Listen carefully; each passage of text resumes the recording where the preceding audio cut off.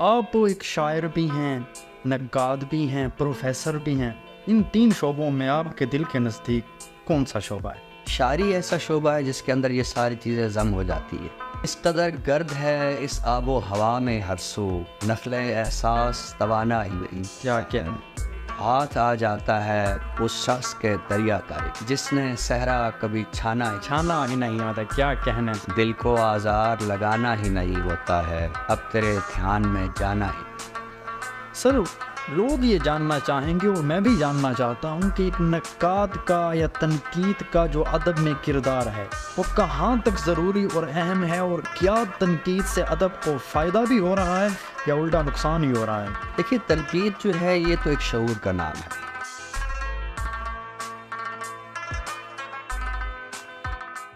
جی السلام علیکم ناظرین، پروگرام ایک ملاقات سعد کے ساتھ سے سعد الدین سعد کا سلام پیش ہے۔ محترم ناظرین، چند شخصیات ایسی ہوتی ہیں جو اپنے شہر کا پورے ملک میں قابل فخر حوالہ بنتی ہیں کہ ان کی وجہ سے ان کے شہر کو پہچانا جاتا ہے، اور جو آج ہمارے پروگرام میں مہمان شخصیت موجود ہیں وہ بھی ایسی ہی شخصیت ہیں، شاعر بھی ہیں، اور پروفیسر ہونے کے ساتھ ساتھ جو ان کا سب سے اہم کردار میرے خیال میں ہے وہ ان کا نقاد ہونا ہے، اور جو ان کی تنقید کا کام ہے وہ اس قدر شاندار ہے کہ جو بھی اردو ادب کا طالب علم ہے وہ اس سے ضرور فیضیاب ہوتا ہے۔ تو آج میرے لیے اعزاز کی بات ہے کہ میرے پروگرام میں پروفیسر ڈاکٹر طارق ہاشمی صاحب موجود ہیں۔ سر، آپ کی ذرہ نوازی ہے، آپ تشریف لائے اور میں تہ دل سے آپ کا مشکور ہوں۔ میں بھی آپ کا شکر گزار ہوں، اور میرے لیے بھی عزت افزائی کا باعث ہے کہ آج میرے اعزاز۔ تو اچھا سر، بالعموم ایک بات کی جاتی ہے کہ ہر فیلڈ کی کوئی نہ کوئی ضرورت ہوتی ہے، تو آپ کیا سمجھتے ہیں کہ جو ادب اور ادیب ہے وہ اس دور کے لیے ضرورت ان کی واقعی محسوس ہوتی ہے، اور کیا وہ اس ضرورت کو پورا بھی کر رہے ہیں؟ اچھا، آپ نے سوال کے اندر ایک لفظ استعمال کیا، ضرورت محسوس ہو رہی ہے۔ میرا خیال ہے کہ ادب جو ہے اس کا تعلق ہوتا ہے احساس کے ساتھ۔ اگر آپ محسوس کرتے ہیں کہ یہ آپ کی ضرورت ہے تو یہ آپ کی ضرورت ہے، آپ محسوس نہیں کرتے ہیں تو پھر یہ آپ کی ضرورت نہیں ہے۔ میں کہنا یہ چاہتا ہوں کہ ہماری زندگیوں میں دو طرح کی چیزیں ہوتی ہیں۔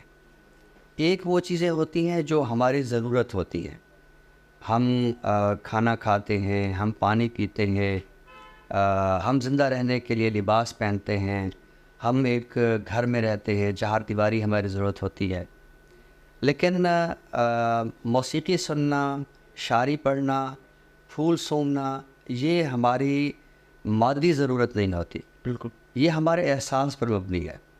اور میں سمجھتا ہوں کہ ہر وہ شخص زندہ ہوتا ہے کہ جس کا احساس زندہ ہوتا ہے۔ باقی مادی سطح پر تو اللہ تعالیٰ نے بہت ساری مخلوقات پیدا کی ہیں، ان میں یہ احساس نہیں ہوتا، تو جو انسان اس کو محسوس نہیں کرتا تو اس کی ضرورت نہیں ہے۔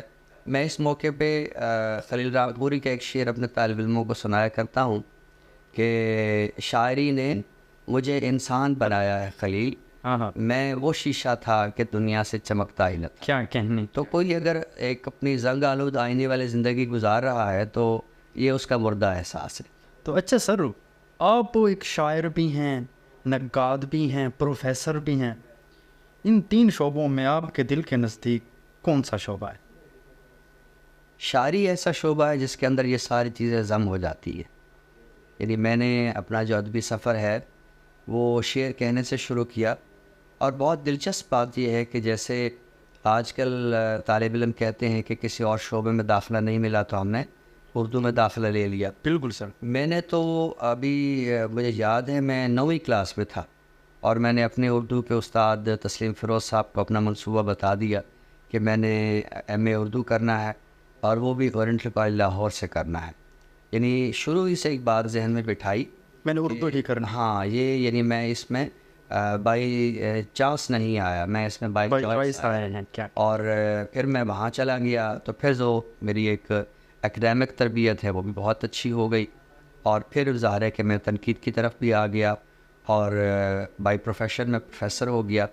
یہاں میں صرف ایک وضاحت کرنا چاہتا ہوں کہ تنقید جو ہے میں نے اس اعتبار سے لکھی ہے کہ ادب کے اندر بہت سارے ایسے مغالطے اردو ادب کی تاریخ میں میں نے محسوس کیے کہ ان کو صرف تخلیق کار ہی محسوس کر سکتے ہیں اور وہی ان مغالطوں کو دور کر سکتے ہیں. جو صرف تنقید لکھنے والا ہوتا ہے اس کے پاس علم ہوتا ہے, اس کے پاس ویژن ہوتا ہے, اس کے پاس بصیرت ہوتی ہے, سب کچھ ہوتا ہے, لیکن وہ جو تخلیقی عمل کا کرب ہوتا ہے وہ اس نے نہیں سہا ہوتا. تو چنانچہ بہت سارے شعراء کے بارے میں مغالطے, بہت سارے ادبی ادوار کے بارے میں مغالطے, بہت ساری اصناف کے بارے میں مغالطے. تو میری جو ساری تنقید ہے وہ ان مغالطوں کو رفع کرنے کی ایک کوشش ہے. اور جب العموم میں بات کی جاتی ہے کہ جدید ادب, ہم بھی بارہا یہ الفاظ ہمارے کانوں میں پڑتے ہیں, تو سر یہ جدید ادب کیا ہے؟ اب اس چیز کو جانچنے کا, پرکھنے کا پیمانہ کیا ہے آپ کے نزدیک؟ دیکھیے, ہر وہ ادب جدید ہے جو اپنے زمانے کے ساتھ ایک نسبت رکھتا ہے. بالکل. اگر آپ اپنے عہد میں جی رہے ہیں, اپنے عہد کے محسوسات, آپ کی ارد گرد کے سماجی حالات, ان کے باطن میں موجود تموجات, ان کو اگر آپ دیکھ رہے ہیں اور انہیں اگر آپ شعر میں ڈھال رہے ہیں تو آپ ایک جدید شاعر ہیں. یعنی جدید شاعر یہ نہیں ہے کہ جو 2001 میں پیدا ہوا اور اب وہ شعر کہہ رہا ہے تو وہ 21ویں صدی کا شاعر. ہو سکتا ہے کہ وہ ایک ایسے اسلوب میں شعر کہہ رہا ہو یا ایسے مسائل کو بیان کر رہا ہو جو ہمارے عہد کے مسائل ہو ہی نہ, جو اس فرد کی نفسیات ہو ہی نہ. اس کی نسبت اگر میر یہ کہتا ہے کہ امیر زادوں سے دلی کے ملتا مقدور کہ ہم غریب ہوئے ہیں انہی کی دولت سے, کیا کہیں, تو میں سمجھتا ہوں کہ میر میرے عہد کا شاعر ہے. یا غالب جب کہتا ہے کہ گلشن میں بندوبست برنگ دگر ہے آج, عمری کا توق حلقہ بیرون در ہے آج, تو جس طرح ہمیں بیرونی طاقتوں نے ایسے جکڑا ہوا ہے کہ ہم بظاہر آزاد نظر آتے ہیں, تو وہ قمری کا جو توق ہے وہ حلقہ بیرون در چلا گیا ہے. تو میں سمجھتا ہوں میر ہوں, غالب ہوں, یہ میرے عہد کے شعراء ہیں. لیکن اگر اس عہد میں بھی کوئی شخص جو ہے وہ اپنے ذاتی نوعیت کے مسائل میں گھرا ہوا ہے, اس کو نہیں پتہ میرے ارد گرد کیا ہو رہا ہے, اور وہ مصرع پہ مصرع جوڑ رہا ہے اور شعر پہ شعر وہ اور سے سمجھتا ہے کہ میں نے غزل مکمل کر لی ہے, تو جدید شاعری کا میرے نزدیک یہ معیار ہے کہ اس کی اپنے عہد کے ساتھ ریلیونس. سر آپ کا تعلق ڈیرہ اسماعیل خان سے ہے اور یہاں سے ہوتے ہوئے آپ پورے پاکستان میں اپنے شہر کا فخر بنے, پہچان بنے. جس دور میں آپ شاعری کی طرف آئے, آپ کا نام بھی دیپک ہاشمی تھا, تو اس دور کی کچھ یادیں ہمارے ناظرین کے ساتھ آپ اگر, کیونکہ یہ وہ دور تھا جب سارے لوگ ڈیرہ اسماعیل خان میں جو اس شہر کی شعر و ادب کے میدان میں پہچان ابھی تک ہیں وہ اس دور میں موجود تھے, تو اگر سر اس دور کی چند یادیں کہ ان لوگوں کے ہوتے ہوئے آپ کیسے ادب کی طرف آئے, ہم یہ ضرور جاننا چاہیں گے. یہ بہت ہی پربہار اور پر رونق عہد تھا. اسکول زمانے میں نے شعر کہنا شروع کیا اور مشاعروں میں اس وقت آنا شروع کیا جب میں 10ویں کلاس میں تھا. اس وقت ڈیرہ اسماعیل خان کی جو ادبی کہکشاں تھی اس میں بہت سارے ایسے نام ہیں جیسے پروفیسر نذیر اشک صاحب ہیں, بہرام ساحل ہیں, الطاف حسین صفدر ہیں, غفار بابر ہیں. یعنی اس طرح کے ہمارے بزرگوں کی جو رہنمائی تھی مشاعروں میں ہم ان کو سنتے تھے. اسی طرح سرائکی ادب میں نصیر سرمد تھے, ایک بزرگ نام عبداللہ یزدانی, وہ تو خیر اردو میں بھی شعر کہتے تھے. تو اس کے بعد پھر ہماری نسل آئی, اس نسل میں خورشید ربانی تھے, اس میں طاہر شیرازی تھے, اس میں ڈاکٹر محمد علی شاہ صاحب تھے, اس میں میرا نام تھا, اس میں شہاب صفدر ہیں. تو ہم نے مل کے ایک محفل سیار گانے سخن کے نام سے ایک تنظیم بنائی تھی. تو ہمارے پھر اپنے ایک مشاعرے ہوتے تھے. پھر یہ ہوا کہ میں شہر سے باہر چلا گیا اور باقی احباب بھی قدر مصروف ہو گئے.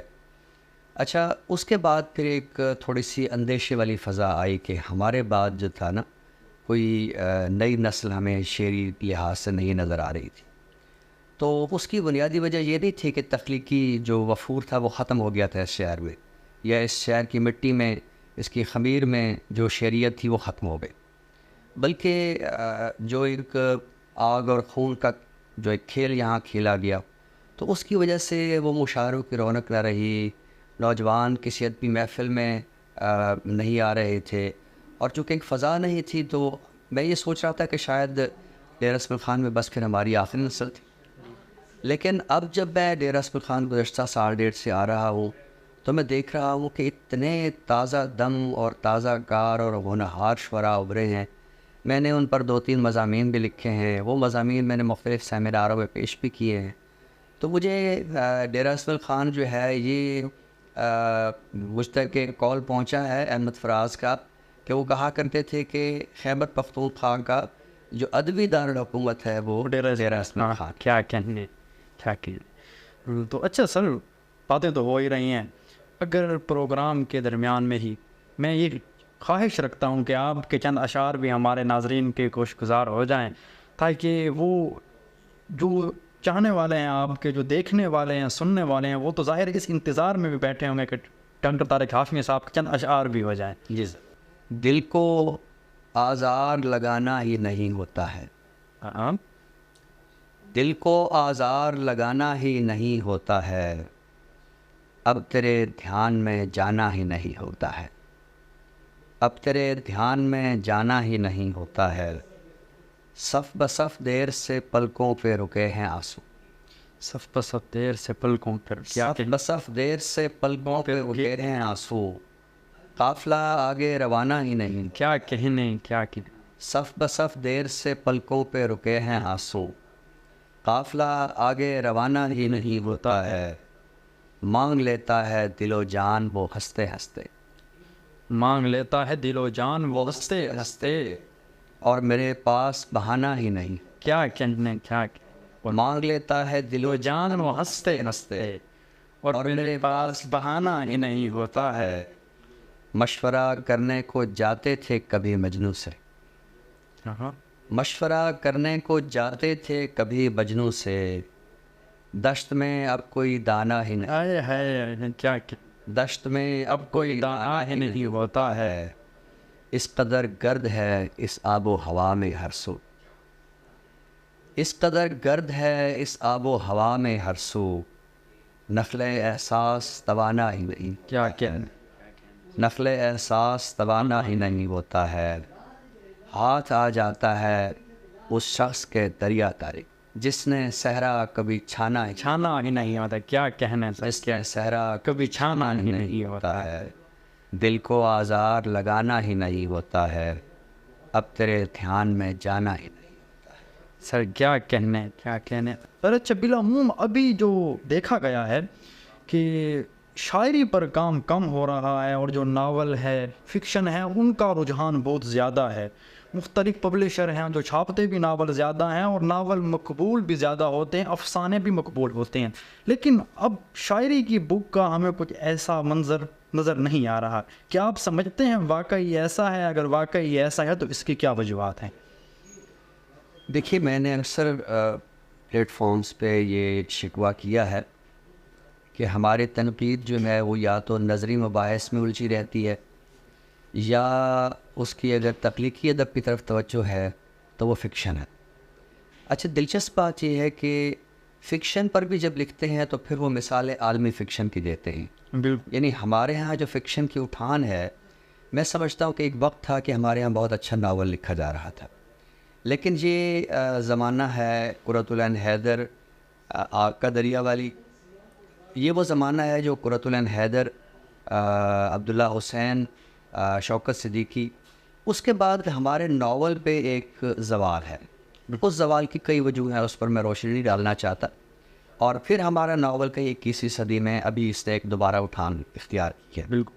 لیکن جو سوال آپ کا ہے کہ شعری ادب کی طرف توجہ کم ہے، میں سمجھتا ہوں کہ اس وقت اردو کا بہترین ادب اگر تخلیق ہو رہا ہے تو وہ ہماری غزل میں ہے اور ہماری نظم میں ہے.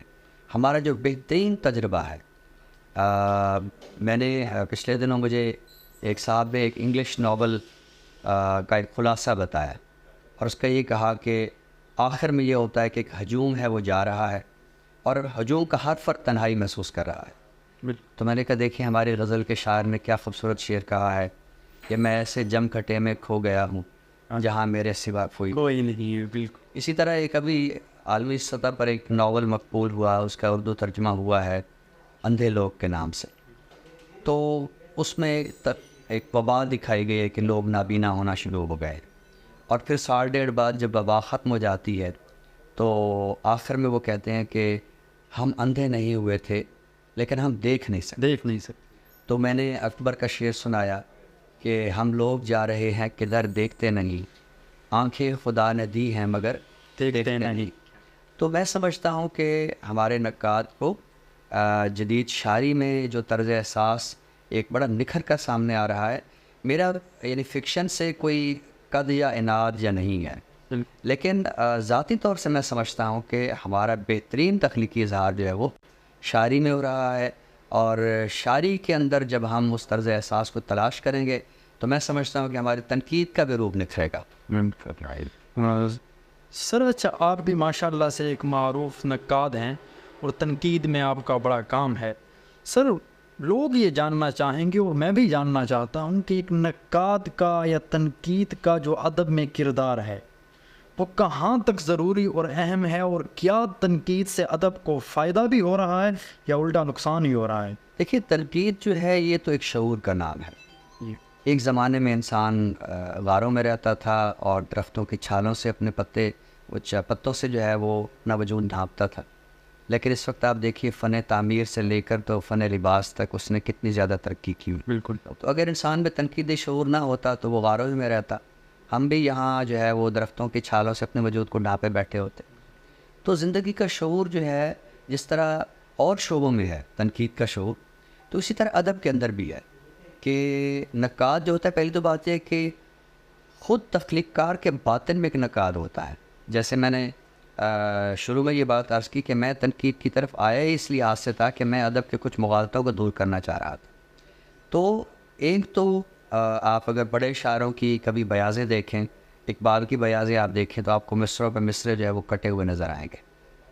کیا ہے؟ شاعر کا تنقیدی شعور کہہ رہا ہے کہ جو مصرع میں نے کہا ہے اس نے میرے معافی ضمیر کو تو ادا کر دیا ہے، لیکن اس کے اندر وہ جمالیاتی حسن، چنانچہ وہ اس کے جمالیاتی حسن کو جو ہے بہتر بنانے کے لیے اپنے تنقیدی شعور کو بروئے کار لاتا ہے۔ ایک تنقید وہ ہے کہ ایک فن پارہ سامنے آیا ہے تو تخلیق کار جس بات سے صرف نظر کر جاتا ہے، اس صرف نظر کی کوئی بھی وجہ ہو سکتی ہے، کیونکہ اس کا اپنا تخلیقی فن پارہ ہے تو بعض عیوب اس کو نظر نہیں آتے، بعض عہد کے تقاضے اس میں نظر نہیں آتے، تو پھر یہاں جو نقاد ہے وہ اپنا فریضہ انجام دیتا ہے۔ تو میں سمجھتا ہوں کہ تنقید کوئی بہت لازمی چیز یعنی اس طرح نہیں ہے، جو تخلیق کی فوقیت ہے اس سے بالکل انکار نہیں ہے جو تخلیق کی فوقیت ہے، لیکن تحقیق ہو، تنقید ہو، ترجمہ ہو، یہ تخلیق کے معاون شعبے ہیں، اور یہی معاون شعبے ہی ہمارے تخلیقی ادب میں نکھار پیدا کرتے ہیں۔ کیا بہت شاندار جواب آپ نے دیا۔ سر ماحول، جس طرح آپ نے ڈیر اسماعیل خان کے ماحول کی بات کی کہ جب آپ لوگوں کے دور کے بعد یہاں پر ایک عجیب و غریب دور آیا، تو اسی کے بعد کیا ماحول کا شاعر یا ادیب کے ذہن پر اثر ہوتا ہے، اور جو اس کا تخلیقی شعور ہے اس پر بھی اثر انداز ہو سکتا ہے؟ بہت زیادہ۔ دیکھیے، فنکار جو ہوتا ہے، شاعر جو ہوتا ہے، وہ اپنے عہد کا حساس ترین فرد ہوتا ہے، وہ اپنے عہد کا نباز ہوتا ہے۔ تو یہ ضرور ہوتا ہے کہ جبر کے عالم میں جیسے کچھ لوگ جو ہے وہ کئی پناہ گاہوں میں چلے جاتے ہیں، ایسے تخلیق کار کی بھی کچھ پناہ گاہیں ہوتی ہیں، وہ کہیں خاموش ہو جاتا ہے۔ وہ میں یہ نہیں کہہ رہا کہ وہ کوئی ڈر جاتا ہے، لیکن وہ دیکھتا ہے کہ میں اپنے طرز اظہار کے لیے مجھے کب مناسب موقع ملے گا۔ تو میں سمجھتا ہوں کہ جو عہد کے حالات ہوتے ہیں، بلکہ میں تو جب بھی یعنی غزل کا پرچہ طالب علموں کو پڑھاتا ہوں تو انہیں یہ بتاتا ہوں کہ ولی اگر نشاط کا شاعر ہے تو اس کے پیچھے سماج کیسا ہے، میر اگر غم کا شاعر ہے تو اس کے پیچھے سماج کیسا ہے، غالب اگر فلسفے کا شاعر ہے تو اس کے پیچھے سماج کیسا ہے، اقبال اگر اپنا ایک قومی طرز احساس لے کر آئے ہیں تو اس کے پیچھے کیا سماج کی فکر ہے، 1947 کا حادثہ کس طرح ہماری غزل پہ اثر انداز ہوا ہے تو اس کے لیے آپ ناصر کاظمی کو پڑھیے۔ یعنی جو میں نے جدید ادب کے حوالے سے آپ سے بات کی نا کہ جدید ادب وہ ہوتا ہے جس کی اپنے عہد کے ساتھ ریلیونس ہوتی ہے، تو ایک فنکار جو ہوتا ہے وہ اپنے آرٹ میں اپنے عہد سے ریلیونس پیدا کرتا ہے، وہ سماج سے متاثر بھی ہوتا ہے اور سماج کو بھی متاثر کرتا ہے۔ یعنی سماج اور تخلیق یہ آپس میں لازم و ملزوم. بالکل. کیا شاندار آپ نے باتیں کی سر. میرے لیے یہ انٹرویو بہت یادگار بھی ہوگا. اور آپ تشریف لائے, آپ نے مان بڑھایا ہمارا سر. بہت شکریہ. رسائی کا شکریہ. جی ناظرین, آج آپ نے ہمارا پروگرام دیکھا اور بالخصوص جو اردو ادب کے طالب علم ہیں ان کے لیے یہ پروگرام نہایت ہی کارآمد ثابت ہوگا. تو بس اسی کے ساتھ دیجیے گا اپنے میزبان سعد الدین صاد کو اجازت. ملتے ہیں اپنے اگلے پروگرام میں, تب تک کے لیے اللہ حافظ.